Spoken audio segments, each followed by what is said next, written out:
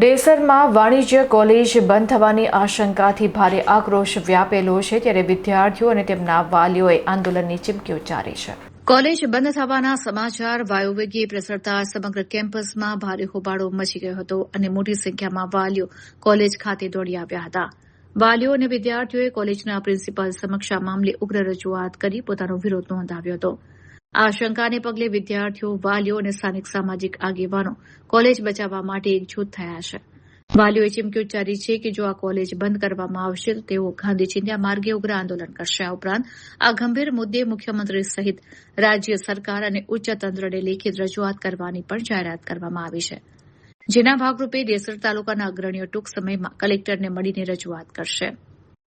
સૌથી મોટી ચિંતા ગ્રામ્ય વિસ્તારની વિદ્યાર્થીનીઓના ભવિષ્યને લઈને ઉભી થઈ છે. કોલેજની વિદ્યાર્થીનીઓએ પોતાની વ્યથા ઠાલવતા જણાવ્યું હતું કે જો અહીં સ્થાનિક સ્તરે કોલેજ હશે તો જ અમને ભણવા મળશે.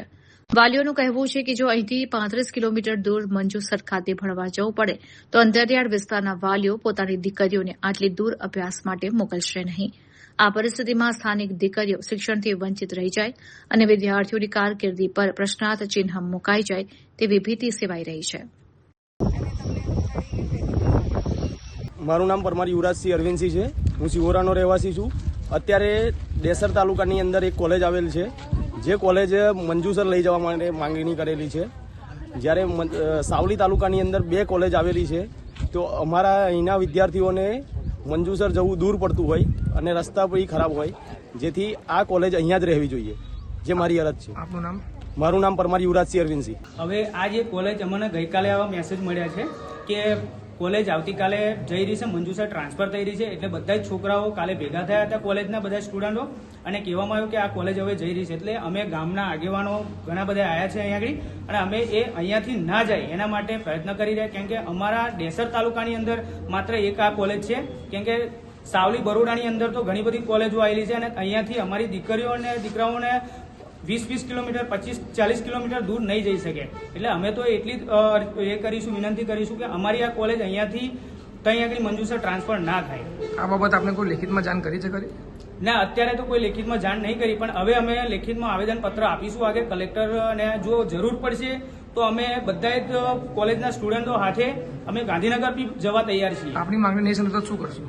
અમારી માંગણી નહીં એવું કરવામાં આવે તો અમે ધરણા પર બેસી જઈશું, બધા જ કોલેજના સ્ટુડન્ટો હાથે, દીકરીઓ અને દીકરાઓ હાથે. આપનું નામ? મારું નામ પરમાર ભરતસિંહ અજીતસિંહ છે. હું નવા સિહોરાનો રહેવાસી છું. મારું નામ પરમાર અરુણસિંહ ભલસિંહ છે. કોલેજ અહીંથી ટ્રાન્સફર કરવામાં આવી છે, કોઈ એક પ્રકારની જાણકારી નથી, અને દૂર પડી જશે અમને. કોલેજ જો દૂર જશે તો અમને તકલીફ થશે, અને નજીક રહેશે આટલામાં તો અમને ફાયદો થશે. આ બાબતે આપને કોઈ લેખિતમાં જાણ કરી છે? ના, અમને કોઈ જાણકારી નથી. આપની માંગણી સંતોષાને શું કરશું? અમે આંદોલન પર ઉતરી જશું. આપનું નામ? પરમાર અરુણસિંહ ભલસિંહ. મારું નામ પરમાર રાજદીપસિંહ પ્રદીપસિંહ છે.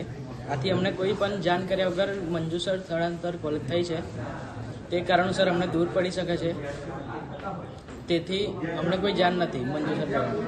અને આજરોજ કાલ સાંજે 3:49 મેસેજ પડ્યો કે કાલે કોલેજમાં રજા છે, તો કઈ કારણસર રજા આપી એ પણ અમને જણાવ્યું નથી. મંજુસર કોલેજ દૂર જાય તો આપનું ભણતર બગડી શકે છે? હા, અમારું ભણતર બગડી શકે છે, તેથી અમને ભાડું પણ મોંઘું પડી શકે. આપની માંગણી શું છે? અમારી માંગણી એ જ છે કે ડેસર તાલુકાની અંદર જ કોલેજ રહે. આપની માંગણી નહીં સમજે તો શું કરશું? તો અમે આંદોલન પણ ઉતરી જઈશું. આપનું નામ? પરમાર રાજદીપસિંહ પ્રદીપસિંહ.